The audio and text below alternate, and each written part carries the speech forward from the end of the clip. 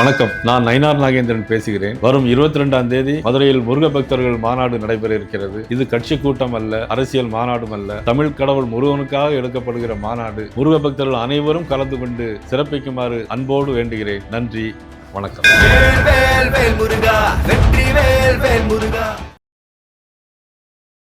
முருகர் அப்படிங்கிறத நீங்கள் முதல்ல கடவுள்னு சொல்கிறீங்களா, இல்லை அமானுஷ சக்தின்னு சொல்கிறீங்களா, அல்லது ஒரு பிம்பம்னு சொல்கிறீங்களா, ஒரு மனிதன்னு சொல்கிறீங்களா, ஒரு சிலைன்னு சொல்கிறீங்களா அப்படிங்கிறத நீங்கள் முதல்ல முடிவு பண்ணுங்கள். அவர் துப்பினார்னா கீழே இருக்கிறவன் என்ன பண்ணுவான்? வாந்தி எடுப்பான். அதுக்கு கீழே இருக்கிறவன் என்ன பண்ணுவான்? அசிங்கப்படுத்துவான். அதுக்கு கீழே இருக்கிறவன் என்ன பண்ணுவான்? இன்னும் மோசமாக இருந்துப்பான். மேலே இருக்கிறவர் கரெக்டாக இருந்தார்னா அதுக்கு அடுத்த ஸ்டேஜெல்லாம் கரெக்டாக வரும். நீங்கள் 120 வருடமாக நாதாரிகளும் கயவர்களும் பிரிவினைவாதிகளும் சந்தர்ப்பவாதிகளும் பேரரசர்களும் 12 குறுநில மன்னர்களும் வந்து தொலைவீங்க அப்படின்னு சொன்னால் அதையெல்லாம் சகித்து கொண்டு நடு ரோட்டில் சொக்காயை கிழிச்சிக்கிட்டு பொண்டாட்டியை அடிச்சுக்கிட்டு பக்கத்து வீட்டுக்காரனோட தகராறு பண்ணிக்கிட்டு இந்த கேவலமான ஒரு சாராயத்தை டாஸ்மாக்குங்கிற பேரில் கொடுத்துக்கிட்டு இருக்காங்களே, அந்த கேவலமான சாராயத்தை அடிக்கிறதுக்கும் கல்லுக்கும் நிறைய வித்தியாசம் இருக்குது. தமிழ் கடவுள் அப்படிங்கிற டேகை நீங்கள் தான் கொடுத்தீங்க. முருகர் வந்து தமிழ் கடவுள், இந்தி கடவுள், மலையாள கடவுள்னா கிடையாது. 100 தலைமுறையாக நாங்கள் ஆன்மீகவாதிகள், போலி நாஸ்திகன் இல்லை. திருப்பதிக்கு போயிட்டு உண்டியலை பார்க்குற கேவலமான மனுஷங்க இல்லை. நாங்கள் அங்கே நான் பிரியாணி பண்ணுவேன், பிரியாணி வாங்கிட்டு வந்து சாப்பிடுவேன்னு நீங்கள் சொல்லிவிட்டு அது சிக்கந்தர் மலைன்னு நீங்கள் பேசுவீங்கன்னா, எத்தனையோ வருடங்களுக்கு முன்னாடி பிரிட்டிஷ் காலத்திலே கொடுக்கப்பட்ட தீர்ப்பை நான் எடுத்து சொல்லுவேன். ஆம்ஸ்ட்ராங்காக இருக்கட்டும், ஜெகன்மூர்த்தியாக இருக்கட்டும், இவங்களை வந்து பிஜேபி சார்ந்து போகிறாங்கங்கிறதுனால சில பிரச்சனைகள் வந்து ஆம்ஸ்ட்ராங்கை சுட்டு கொன்னுட்டாங்க அல்லது படுகொலை செய்தாங்க. ஜெகன்மூர்த்தியை வந்து டார்கெட் பண்ணுறாங்க.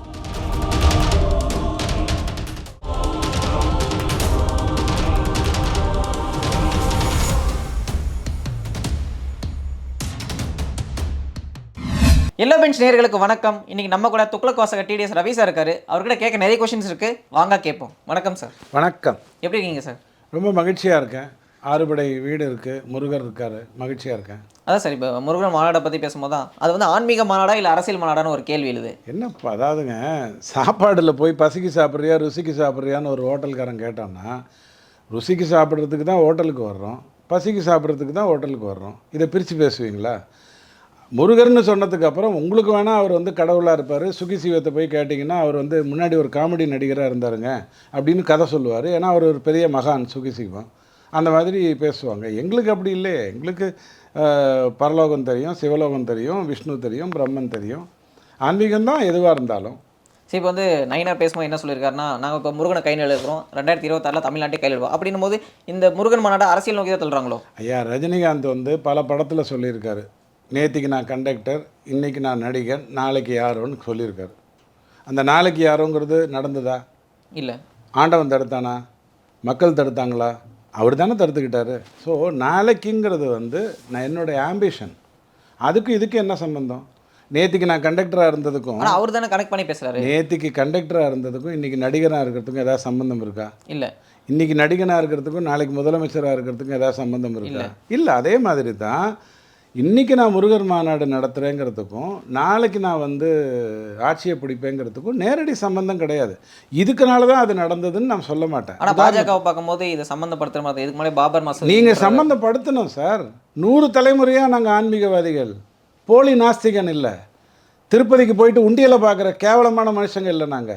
நாங்கள் 100 தலைமுறையாக ஆஸ்திகவாதி தான், ஆன்மீகவாதி தான். அதில் எந்த மாற்று கருத்தும் இல்லை. சனாதன தர்மம் இருந்த வரைக்கும், இருக்கிற வரைக்கும் இந்த நாஸ்திகனுக்கு வேலை இருக்குது, போலி நாஸ்திகனுக்கு வேலை இல்லை. இவங்கெல்லாம் போலி நாஸ்திகர்கள்.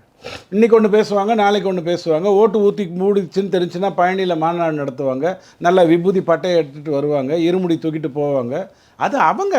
நாம் தொன்று தொற்று நம்ம ஆன்மீகவாதிகள் தான். சரி, இப்போ நீதிமன்றம் சொல்லும்போது என்ன சொன்னாங்கன்னா, இப்போ பர்மிஷன் கேட்கும்போது நீங்கள் வந்து இதில் மாநாடு வந்து ஒரு பக்தர்கள் மாநாடு நடத்தணும், அரசியல் மாநாடு நடத்தக்கூடாது. ஆனால் இங்கே நடக்கிறத பார்த்தா அரசியல் மாநாடு மாதிரி தெரியுது. நீங்க அதை சொல்றீங்க. அதாவது நீதிமன்றம் அப்படி தானே சொன்னாங்க. நீதிமன்றம் சொன்னது கரெக்ட். இது அரசியல் பேசாதீங்கன்னு சொல்லியிருக்காங்களா?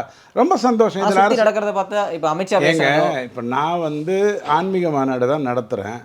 பாலகங்காதரகர் வந்து கணபதி பாபா மோரியான்னு சொல்லி விநாயக சிலைகளை கொண்டு வந்தது வந்து பிரிட்டிஷ் காலத்தில் ஒற்றுமையை ஏற்படுத்தணுங்கிறதுக்காக. பிரிட்டிஷுக்கும் விநாயகருக்கு ஏதாவது சம்பந்தம் இருக்கா? இல்ல. எதுவும் இல்லை. அவர் வந்து திலகர் வந்து விநாயகர் சதுர்த்தியை கொண்டாடியது எல்லாமே நாம் ஒற்றுமையாக இருக்கணுங்கிறதுக்காக மட்டும்தான்.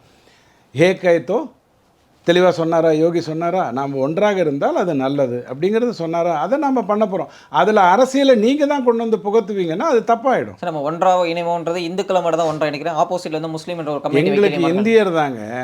எங்களுக்கு இந்தியர் தான். 5 தலைமுறைக்கு முன்னாடி எல்லாருமே இந்தியன் தான். 4 தலைமுறைக்கு முன்னாடி சில பேர் கட்டிட்டு ஓடினாங்க. 3 தலைமுறைக்கு முன்னாடி சில பேர் நியாயமாக போனாங்க. 2 தலைமுறைக்கு முன்னாடி சில பேர் சோத்துக்கு போனாங்க. ஒரு தலைமுறைக்கு முன்னாடி உண்மையிலே பக்தியோடு போனாங்க. இப்படி பலவிதமாக மதம் மாறி இருக்கலாம். ஆனால் இந்தியன் தான் எங்களுக்கு, வேறு எதுவுமே கிடையாது. ஆனால் இப்போ நம்ம செயல்பாடுகளை பார்த்தா அமித்ஷா வந்து மதுரையில் பேசும்போது அதை சொன்னார். இப்போ வந்து திருப்பரங்குன்றத்தை கிஷ்கிந்தா மலையை மாற்ற ட்ரை பண்ணுறாங்க அப்படின்னும் போது நம்ம இங்கே அரசியலை தானே பண்ணுறோம். திருப்பரங்குன்றத்தை கிஷ்கிந்தாவை மாற்றினது யார்? எவன் வந்து உங்களை பிரியாணி கொண்டு போய் அங்கே சாப்பிட சொன்னான்? குரானில் என்ன சொல்லியிருக்கு? துர்நாற்றம் இருக்குகின்ற வகையில் மத இடங்களுக்கு வரக்கூடாதுன்னு சொல்லியிருக்கு. வெங்காயம் பூண்டு கூட துர்நாற்றம் தான். புரிஞ்சுதுங்களா? நீங்கள் இன்னொருத்தருக்கு சாப்பாடு இருக்கலாம். பாருங்க, நான் குரானை பற்றி பேசினா நான் யாரை பற்றி பேசுகிறேன்? இஸ்லாம் சகோதரர்களை பற்றி தான் நான் பேசுகிறேன். அவர்களுடைய மத இடங்களுக்கு துர்நாற்றத்தோடு போகக்கூடாதுன்னு குரான் சொல்லியிருக்கு. அங்கே நான் பிரியாணி பண்ணுவேன், பிரியாணி வாங்கிட்டு வந்து சாப்பிடுவேன்னு நீங்கள் சொல்லிவிட்டு அது சிக்கந்தர் மலைன்னு நீங்கள் பேசுவீங்கன்னா, எத்தனையோ வருடங்களுக்கு முன்னாடி பிரிட்டிஷ் காலத்திலே கொடுக்கப்பட்ட தீர்ப்பை நான் எடுத்து சொல்லுவேன். இப்போ இன்னொன்று சொல்கிறேன். ராமர் ஜாம ஜென்மபூமி முடிஞ்ச உடனே நாம் வந்து மதுராவையும் இதையும் அடுத்தது எடுப்போம்னு சொன்னோம். ஆனால் அதே ஆர்எஸ்எஸ் தான் உங்களுக்கு என்ன சொல்லுச்சு? இல்லை, இனி நம்ம அதை பற்றிலாம் பேச வேண்டியது இல்லை, நடந்தது நடந்துருச்சுன்னு சொல்லிச்சு. ஒரு மசூதியில் இப்போ கிட்டேயும் போய் அதில் சிவலிங்கம் இருந்ததுங்கிறத நிரூபிக்க முடியும். அது என்னுடைய வேலை இல்லை. அது ஒரு ஆன்மீக தலமாக இருந்துக்கிட்டு இருக்கா, ரொம்ப சந்தோஷம் அப்படின்னு தான் போவோம். ஸோ நாங்கள் அப்படித்தான் பேசுவோம். எதுக்கு பேசுகிறோம்? இது தியாக பூமி, இது சித்தர்கள் வாய்ந்த பூமி. நீங்கள் 120 வருடமாக நாதாரிகளும் கயவர்களும் பிரிவினைவாதிகளும் சந்தர்ப்பவாதிகளும் பேரரசர்களும் 12 குறுநில மன்னர்களும் வந்து தொலைவீங்க அப்படின்னு சொன்னால் அதையெல்லாம் சகித்து கொண்டு நல்லது செய்வதற்கு நம்ம போவோம். சரி, இப்போ வந்து சிக்கந்தர் மலை விஷயத்தில் இப்போ வந்து நம்ம வந்து அதிமுக கூட்டணியில் இருக்கோம். அதிமுகவுக்கு நம்ம நடத்துகிற மாநாட்டில் வந்து ஒரு இசைவு இருக்கா? காங்கிரஸும் திமுகவும் ஒரே கூட்டணியில் தானே இருக்காங்க. காங்கிரஸ் இடபிள்யூசியை பற்றி பேச சொல்லுங்கள். பேச மாட்டாங்க. ஏன்? அது அவங்களுடைய நிலைப்பாடு. என்னங்க அது? அங்கே மட்டும் 3 பிளக்கு சொருகினா வரும், இங்கே மட்டும் 2 பிளக்கு சொருகினா. ஆனால் மக்கள் வந்து 2 கூட்டணியில் இருக்கிற பிரச்சனையை பார்ப்பாங்கல்ல. கூட்டணியை பற்றி நான் பல முறை சொல்லியிருக்கேன். கூட்டணிங்கிறது வந்து ஒரு உதாரணத்துக்கு கொஞ்சம் நாகரிகமாகவும் சொல்கிறேன், அநாகரிகமாகவும் சொல்கிறேன். ஒரு விவசாயி தன்னுடைய நிலத்தில் இதை பயிரிட்டால், என்னிடம் இருக்கிற காசுக்கு இவ்வளவு பயிரிட்டால், மார்க்கெட்டில் இந்த ரேட்டுக்கு நான் விற்றால், பருவநிலை இப்படி இருக்கும் பொழுது, நீர் இப்படி வரும் பொழுது எனக்கு இந்த விவசாயம் நல்லா நடக்கும்னு ஒரு முடிவெடுப்பான். அடுத்த போகத்துக்கு நீங்கள் போனீங்கன்னா வேறு முடிவெடுப்பான். அவங்ககிட்ட போய் நீ அப்பா அப்படி பண்ணியே இப்போ இப்படி பண்ணுறியன்னு கேட்கக்கூடாது. நம்ம செடியை வளர்த்தலாம், ஆனால் கலைகளை வளர்த்துற மாதிரி இருக்குல்ல. செடி கலை எல்லாமே நியாயமானது. கலைகளை எடுப்பது தான் இங்கே வேலை. இந்தியாவிலேருந்து கலைகளை எடுக்கணும். 70 வருடமாக காங்கிரஸ் வந்து எடுக்காமல் இருந்தது. அந்த கர்மத்தை போக்குறதுக்காகத்தான் நாங்கள் எங்களுடைய கர்மத்தை செய்து கொண்டிருக்கிறோம். சரி, இப்போ வந்து நாகரிகமான பதிலை சொல்லிட்டேன். அநாகரிகமான பதில் உங்களுக்கு வேணும், இதே கூட்டணி பிரச்சனை அப்படின்னு சொன்னால். அநாகரிகம்னா நீங்கள் திமுக மாதிரி அநாகரிகம்னு நினச்சிடாதீங்க. நம்ம வந்து நியாயமான அநாகரிகம் தான் பேசுகிறோம். ஒரு இடத்துல நெருப்பு பற்றிக்கிட்டு இருக்குன்னு சொன்னால் அங்கே நல்ல தண்ணியை ஊற்றி தான் நான் அடிப்பேன்னு நினைக்கக்கூடாது. சாக்கடை தண்ணியும் ஊற்ற வேண்டிய அவசியம் வரலாம். ஆனால் யார் சாக்கடைங்கிறது நான் முடிவு பண்ணக்கூடாது. எனக்கு சாக்கடைன்னு தெரியறது அவங்களுக்கு நல்ல நீராக இருக்கலாம், சப்ஜெக்டிவ். ஸோ நாம் ஒரு கூட்டணி எல்லாருமே திமுகவை எதிர்க்கணும்னு சொல்லிட்டாங்களா இல்லையா? அப்போ திமுகவை எதிர்ப்பதற்கு அதிமுக அவங்க எல்லாரும் சேர்றதுங்கிறது நியாயமான ஒரு விஷயம். இது எப்படி நீங்கள் குறை சொல்லுவீங்க? ஸோ இப்போ திருச்சி மாநாட்டில் வந்து திரும்ப பேசும்போது என்ன சொல்லியிருந்தாருன்னா, இப்போ வந்து நடக்க போகிற தேர்தல் வந்து மதசார்பின்மை காக்கிறவங்களுக்கும் மதசார்பை எதிர்க்கிறவங்களுக்கும் ஒரு போராட்டம்னு சொல்லியிருக்காரு. இப்போ நீங்கள் வந்து இதை எப்படி பார்க்குறீங்க? மதசார்பின்மை அப்படின்னு அவர் பேசும்போது அவர் கூட்டணியில் ஐயுஎம்எல் இருக்கக்கூடாது. ஐயுஎம்எல் மதசார்பற்ற மதசார்புடைய கட்சியாக மத சார்பற்ற கட்சியா? அது முஸ்லீம் ரெப்ரசன்டேட்டிவ். உங்கள் முதுகை போய் சொரிஞ்சிட்டு வாங்க, எங்கள் முதுகை நாங்கள் பார்த்துக்குறோம். அடுத்ததாக பேசும்போது என்ன சொல்லியிருந்தாருன்னா, நாங்கள் வந்து கூட்டணிக்காக வந்து ஒரு அரசியலை பண்ணுறோம், இங்கே வந்து இந்தியாவோட அரசியலமைப்பே பாதிப்பில் இருக்குது, அதனால தான் நாங்கள் வந்து கூட்டணியில் இருக்கோம் அப்படின்னு பேசியிருக்காரு. அதாவது இந்தியாவுடைய அரசியலமைப்பே பாதிப்பில் இருக்குது, அதை காப்பாற்றுறதுக்காக திமுக கூட்டணியில் திருமாவளவன் இருக்கார். அதான கதை. ரைட். திருமாவளவன் ஐயா எதுக்காக பாடுபடுறாரு, யாருக்காக பாடுபடுறாரு? அடிப்படையில் இந்திய மக்களுக்கு பாடுபடுறாரு, விட்டா ஐநா மக்களுக்கு கூட பாடுபடுவார், அவரை விட்டுருங்க. ஆனால் அடிப்படையில் அவர் யாருக்காக பாடுபடுறாரு? அவர்கள் யாராவது ஒருத்தரை அமைச்சர்களாக, நிதி அமைச்சராகவோ அல்லது நீர்வள அமைச்சராகவோ அல்லது காவல்துறை மந்திரியாகவோ அல்லது உள்துறை அமைச்சராகவோ திருமாவளவனால் திமுகவை வச்சுக்கிட்டு மாற்ற முடியுமா?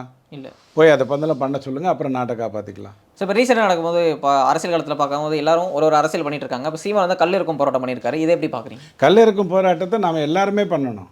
அது விவசாயம் சம்மந்தப்பட்டது, அது போதை சம்மந்தப்பட்டது அல்ல. பல பேர் அதை குழப்பிக்கிறாங்க. கல்லுங்கிறது போதை இல்லை. நீங்கள் குடிச்சு பாருங்கன்னு நான் சொல்ல மாட்டேன். என்னுடைய சகோதரனா நீங்கள் கல்லை குடிங்கன்னு நான் சொல்ல மாட்டேன். ஆனால் நீங்கள் கல்லை குடித்தா உங்களுக்கு போதை ஏறாதுங்கிறது மட்டும். அதாவது நடு ரோட்டில் சொக்காயை கிழிச்சிக்கிட்டு பொண்டாட்டியை அடிச்சுக்கிட்டு பக்கத்து வீட்டுக்காரனோட தகராறு பண்ணிக்கிட்டு இந்த கேவலமான ஒரு சாராயத்தை டாஸ்மாக்குங்கிற பேரில் கொடுத்துக்கிட்டு இருக்காங்களே, அந்த கேவலமான சாராயத்தை அடிக்கிறதுக்கும் கல்லுக்கும் நிறைய வித்தியாசம் இருக்குது. கல்லுங்கிறது வெள்ளமாக இருந்ததுன்னா நீங்கள் குடிச்சிட்டு இருக்கிற பியரோ அல்லது விஸ்கியோ பிராண்டியோ சர்க்கரையாக இருக்குது, உடலுக்கு கெடுதல். அவ்வளவுதான் என்னால் சொல்ல முடியும். ஸோ கல்லிறக்கும் போராட்டத்துக்குள்ளே அவர் போனது மிகப்பெரிய நியாயமான ஒரு விஷயம். கிட்டத்தட்ட 35 வருடங்களாக இந்த பிரச்சனையை வந்து இப்போ எடுத்துக்கிட்டு இருக்காங்க. தமிழ்நாட்டில் மட்டும்தான் தடை இருக்குது. கேரளத்துலேயோ தெலுங்கானாலேயோ ஆந்திராலேயோ அல்லது மற்ற மாநிலங்கள்லேயோ தடை கிடையாது. பாண்டிச்சேரியிலேயே தடை கிடையாது. தமிழ்நாட்டில் மட்டும்தான் தடை. ஏன்னா இவங்களுக்கு சாராயம் விற்று தான் பொழப்பம் நடத்தணும். அந்த கேவலமான ஒரு வேலையை செய்யறதுக்காக கல்லை நிறுத்தியிருக்காங்க. கல் கொண்டு வரப்பட வேண்டும். அண்ணாமலையே இதை பற்றி 1.5 வருடம் முன்னாடியே தெளிவாக பேசியிருக்காரு.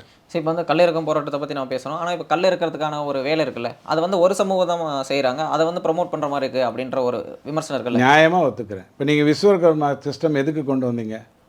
தமிழ்நாட்டில் ஒரு விஸ்வகர்மா இருக்குது. இந்தியாவில் கொண்டு வந்தது வந்து 14 வயதிலிருந்தே ஒரு மனிதன் வந்து தன்னுடைய தொழில் எதுவோ அதை முடிவு பண்ணிக்கலாம் அப்படின்னு தான் சொன்னாங்க.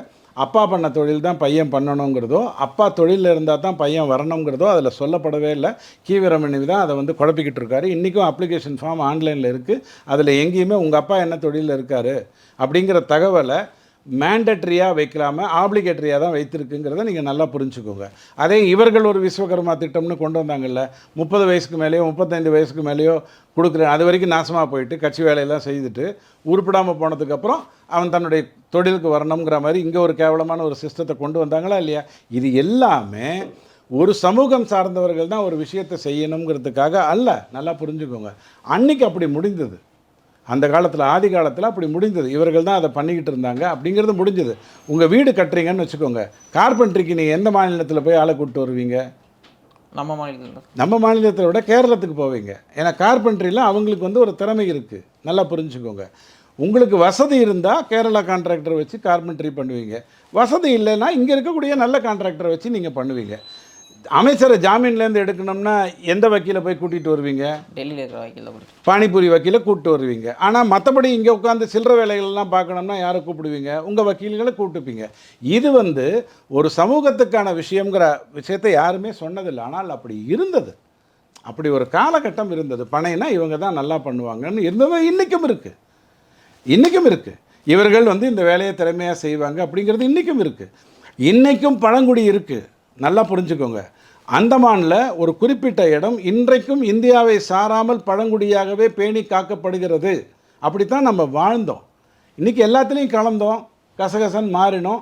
அதனால் நீங்கள் வந்து இப்படி பேசுகிறீங்க. அந்த மாதிரிலாம் ஒன்றும் கிடையாது. ஒரு குறிப்பிட்ட விவசாயி தான் அதை பண்ணுவோம் அப்படிங்கிறதோட நீங்கள் நிறுத்திக்கோங்க. சரி, முருகன் மாநாட்டை பற்றி பேசும்போது செல்வபெருந்தங்க என்ன சொல்லியிருந்தாருன்னா, இப்போ வந்து வடநாட்டு கடவுள் எடுத்து வந்து நம்ம இங்கே வந்து விளம்பரப்படுத்துகிறாங்க, அதே மாதிரி முருகனை எடுத்துகிட்டு போய் இப்போ குஜராத்லேயே இல்லை மற்ற ஸ்டேட்லேயே விளம்பரப்படுத்திக்கலாம் அப்படின்னு கேட்டு பண்ணலாம். இப்போ திருவள்ளுவரை யார் வந்து இந்தியா பூரா எடுத்துகிட்டு போனால்?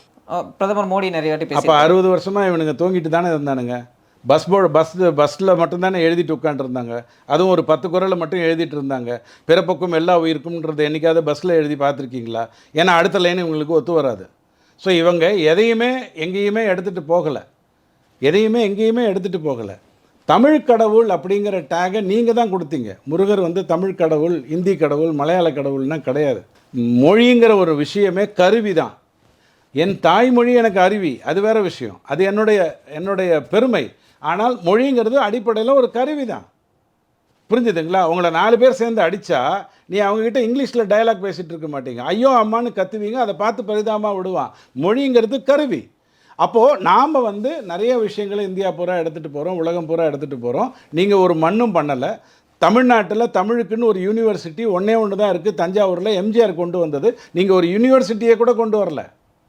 ஆனால் நீங்கள் வந்து நிறைய பேர் கதை விடுவான், பெரிய பெரிய திமுக காரனே கதை விடுவான், சமஸ்கிருதத்துக்கு அத்தனை கோடி, தமிழுக்கு இத்தனை கோடின்னு கதை விடுவான். எங்கேருந்து எடுத்தாங்கன்னு எனக்கு தெரியாது, ஆனால் ஒரு விதத்துலேருந்து எடுத்துருக்கலாம். 15 யூனிவர்சிட்டி சமஸ்கிருதத்துக்கு இருக்குது, ஒரு யூனிவர்சிட்டி தான் தமிழுக்கு இருக்குது. ஒதுக்கும்போது அது அதிகமாகவும் இது கம்மியாகவும் தெரியறதுக்கு காரணம் மன்மோகன் சிங்கோ, நரேந்திர தாமோதர் தாஸ் மோடியோ அல்லது அண்ணாமலையோ இல்லை. நீங்கள் வச்சுருந்தது ஒரு யூனிவர்சிட்டி தான். அவன் 15 யூனிவர்சிட்டி கட்டினான். யார் கட்டினா? காங்கிரஸ் காலத்தில் கட்டினான். அது தெரியாமல் மக்கள்கிட்ட பொய்யும் கதையும் சொல்லிக்கிட்டு இருப்பானுங்க. ஆனால் நாம் என்ன புரிஞ்சுக்கணும் அப்படின்னு சொன்னால், கடவுள் அப்படின்னு வரும்போது இஸ்லாத்துக்கு ஒரு கடவுள் தான், அவர் தேவதூதர், கடவுள் அல்ல. அல்லாஹ் தான் கடவுள், நபிகள் வந்து தேவதூதர். அதே மாதிரி அப்ரஹாம், எந்த மொழிகள் நீங்கள் எந்த மதத்தை நீங்கள் எடுத்துக்கிட்டிங்கனாலும் அங்கே தேவதூதர்கள் ப்ராப்பர்ட்ஸ் அப்படி தான் இருப்பாங்க. ஆனால் இந்து தர்மத்தில் அப்படி கிடையாது. பல விதங்களுக்கு பலவிதமான தெய்வங்கள் இருக்காங்க. வைத்தீஸ்வரன் கோவிலில் இருக்கக்கூடிய ஒரு விக்கிரகத்துக்கும் அதே ஸ்ரீரங்கத்தில் இருக்கக்கூடிய ஒரு கடவுளுக்கும் நிறைய வித்தியாசம் இருக்குது. ஒவ்வொரு இடத்திலும் அதனுடைய அவங்க காட்டுற அந்த முத்திரையிலிருந்து, அவங்க நிற்கிறதுலேருந்து, அவங்க கையில் வைத்திருக்கக்கூடிய ஆயுதங்கள்லேருந்து, அந்த போர்ஷர்லேருந்து எல்லாத்துலேயும் வித்தியாசம் இருக்குது. அப்படி எல்லா இடத்துக்கும் நம்ம கொண்டு போகிறோம். நாம் முருகரை வந்து சிங்கப்பூர் வரைக்கும் கொண்டு போயிருக்கோம், மலேசியா வரைக்கும் கொண்டு போயிருக்கோம், குலாலம்பூர் வரைக்கும் கொண்டு போயிருக்கோம். போதி தர்மரை இங்கேருந்து இந்தியா வந்து எத்தனையோ இடத்துக்கு கொண்டு போயிருக்கு. இப்படி பல விதங்களில் நடந்திருக்கு. அது ஒரு டேகிங் தான். இப்போ பெங்காலில் போய் நீங்கள் என்ன தான் அடுத்த 4 தலைமுறைக்கு காளியை விட, ஒரு பேச்சுக்கு சொல்கிறேன், காளியை விட ஆதிபராசக்தி மிகப்பெரிய சக்தின்னு நீங்கள் சொன்னாலும் 10 தலைமுறைக்கு உங்களால் அதை மாற்ற முடியாது. என்னுடைய வேலை அது மாற்றுவது அல்ல. அங்கே துர்கா வந்து ஒரு பெரிய, காளி வந்து ஒரு பெரிய கடவுளாக, அந்த கடவுளை கும்பிடுவேன். இந்த பக்கம் போகிறேன்னா சித்தி விநாயகரை கும்பிடுவேன்னா கும்பிடுவேன். எனக்கு என்னுடைய யூனிவர்சிட்டியில் பல டிபார்ட்மெண்ட்ஸ் இருக்குது. உங்களோடது வந்து ஒன்று தான் இருக்குது அப்படின்னா அதை வைத்துக்கொள்ளுங்கள், நான் வேண்டான்னு சொல்லலை. எனக்கு மனைவி தான் ஒன்றா இருக்கணும், கடவுள் பலதாக இருக்கலாம். உங்களுக்கு கடவுள் ஒன்றா இருந்து மனைவி பலவாக இருந்ததுன்னா தான் பிரச்சனை. ஸோ இப்போ வந்து தமிழ் தேசிய சைடு மனைவி, துணைவி, இணைவி and all those things. So இப்போ வந்து தமிழ் தேசிய சைடு என்ன சொல்கிறாங்கன்னா, நாங்கள் வந்து இதுக்கு முன்னாடி வந்து முருகன் தமிழ் கடவுள் அப்படின்றது எடுத்துகிட்டு போய் மக்கள்கிட்ட சேர்த்துட்டு இருந்தோம். இப்போ தைப்பூசத்துக்கு நாங்கள் அதை விடுமுறை வாங்கியிருந்தோம் அப்படின்னு பேசுகிறாங்க. ஆனால் இப்போ வந்து அதை வந்து பாஜக எடுத்து ஒரு இப்போ மதக்கலவதுக்காக யூஸ் பண்ண பார்க்குறாங்க அப்படின்னு அவங்களும் விமர்சனம் வைக்கிறாங்க. யார் சொல்கிறாங்க? தமிழ் தேசியத்தை சார்பாக பேசுகிறவங்க. இந்த பாருங்க, முருகர் அப்படிங்கிறத நீங்கள் முதல்ல கடவுள்னு சொல்கிறீங்களா, இல்லை அமானுஷ சக்தின்னு சொல்கிறீங்களா, அல்லது ஒரு பிம்பம்னு சொல்கிறீங்களா, ஒரு மனிதன்னு சொல்கிறீங்களா, ஒரு சிலைன்னு சொல்கிறீங்களா, அப்படிங்கிறத நீங்கள் முதல்ல முடிவு பண்ணுங்கள். மற்றதை அப்புறம் பார்த்துப்போம். எனக்கு கடவுள்னா என்ன வார்த்தை தெரியும்? கடவுள்னா எல்லாவற்றையும் கடந்து உள்ளே இருப்பவன், அதுதான் எனக்கு தெரிஞ்ச கடவுள். அணுவிலும் இருப்பவன். அணுவிலும் இருப்பவனுக்கு என்னுடைய டேகிங் வேறு. நான் சொல்கிற புரியுதுங்களா? ஆனால் நீங்கள் அப்படி கிடையாது. இப்போ நீங்கள் எனக்கு முதல்ல சேகர் பாபு ஐயாவை, துர்காம்மா சொல்லிடுவாங்க, எனக்கு ஒன்றும் பிரச்சனை இல்லை. சேகர் பாபு ஐயாவையும் ஸ்டாலின் ஐயாவையும் சொல்ல சொல்லுங்கள், கனிமொழி அம்மாவை சொல்ல சொல்லுங்கள்.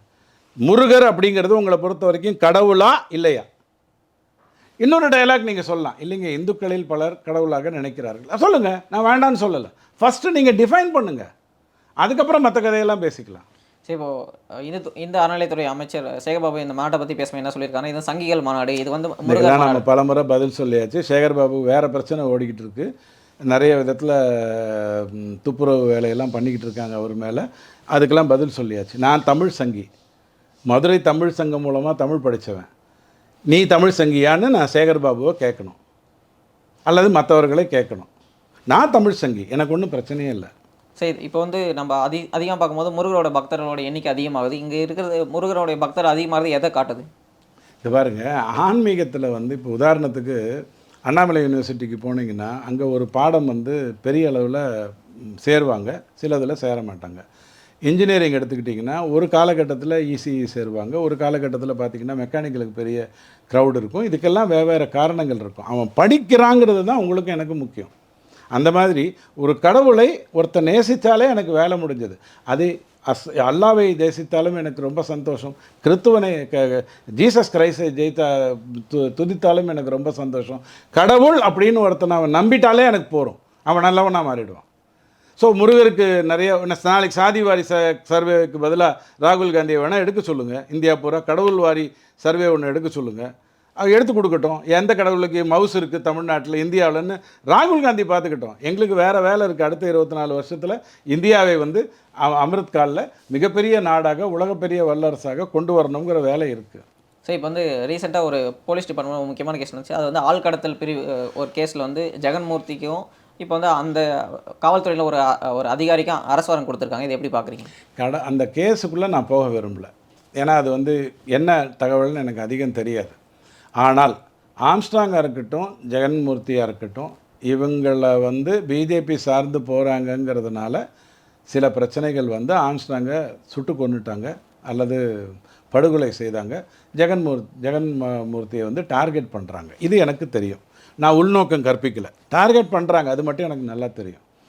அதே மாதிரி ஒரு ஏடிஜிபி இந்த மாதிரியான ஒரு விஷயத்துக்குள்ளே வந்திருக்காருன்னு சொன்னால் அது மிகப்பெரிய தப்பு, யாராக இருந்தாலும் தப்பு. அருணையா ஞானசேகரன் விஷயத்தில் பேசுனதும் தப்பு. சீமான் ஐயாவோடு மோதி கொண்டிருக்கிற ஒரு டிஎஸ்பி கேட்டகரியில் இருக்கக்கூடியவர் பண்ணுறதும் தப்பு. இவர் சிறைக்கு கைதியாக போய் சஸ்பென்ஷனில் வந்திருக்கிறதும் என்னை பொறுத்த வரைக்கும் தப்பு. இதுக்கு காரணம் என்னன்னு சொன்னால் தலை சரியில்லை. தலை வந்து துப்பிச்சுன்னு வச்சுக்கோங்க. ஒரு வீட்டில் பெரியவர், அதாவது எனக்கு தமிழ்நாட்டில் முதல்வர் வந்து முக்கியமானவர், அதுக்கு தானே முதல்வர்னு பேர் வச்சுருக்கோம். அவர் துப்பினார்னா கீழே இருக்கிறவன் என்ன பண்ணுவான்? வாந்தி எடுப்பான். அதுக்கு கீழே இருக்கிறவன் என்ன பண்ணுவான்? அசிங்கப்படுத்துவான். அதுக்கு கீழே இருக்கிறவன் என்ன பண்ணுவான்? இன்னும் மோசமாக இருந்துப்பான். மேலே இருக்கிறவர் கரெக்டாக இருந்தார்னா அதுக்கு அடுத்த ஸ்டேஜெல்லாம் கரெக்டாக வரும் எப்போதுமே. அப்படித்தான் இந்தியா இன்றைக்கி வளம் பெற்ற ஒரு நாடாக இருந்து 3வது முறையாக மோடி வந்ததுனால ஜெயிச்சிட்ருக்காங்க. இங்கே வந்து காவல்துறைக்கு எந்த ஒரு சுதந்திரமும் கொடுக்கப்படலை. ஆனால் இந்த மாதிரி தவறு பண்ணுவதற்கு கொடுக்கப்பட்டிருந்தால், எனக்கு இந்த கேஸினுடைய டீட்டெயில் தெரியாது, கொடுக்கப்பட்டிருந்தால் அவர் ஒரு காவல்துறை உடையோடு அவர் கைது செய்யப்பட்டிருக்கிறது எனக்கு கொஞ்சம் வேதனை அடிக்குது. ஐயோ இப்படியே ஆயிடுச்சு அப்படிங்கிற ஒரு வேதனை எனக்கு இருக்குது. அமைச்சர் கைது செய்யப்படும் போதும் எனக்கு வேதனையாக இருக்குது. இந்த மாதிரி அரசு அதிகாரிகள் கைது செய்யப்படும் போதும் எனக்கு வேதனையாக இருக்குது. நீதிமன்றம் தன்னுடைய வேலையை செய்து கொண்டிருக்கு. ஸோ உங்கள் நேரத்தை ஒதுக்கி நிறைய கருத்துக்களை தெரிவித்தமைக்கு ரொம்ப ரொம்ப நன்றி சார்.